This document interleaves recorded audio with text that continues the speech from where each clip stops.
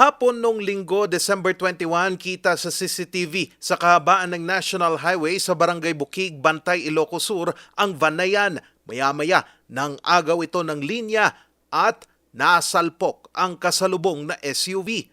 Ang SUV sinubukan pang iwasan ang van pero huli na ang lahat. Ang tansya po namin dito is parang nakatulog.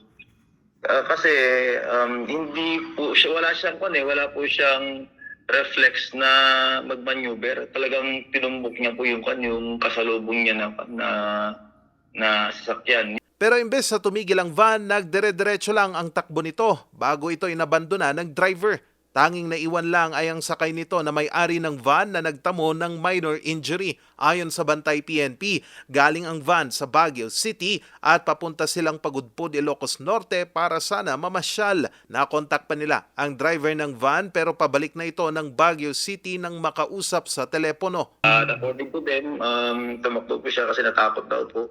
Kasi wala siyang pambayad doon sa pinsalang nagawa po niya. May motor siyang na sumalubong sa kanila pero based on the CCTV naman po is wala naman po.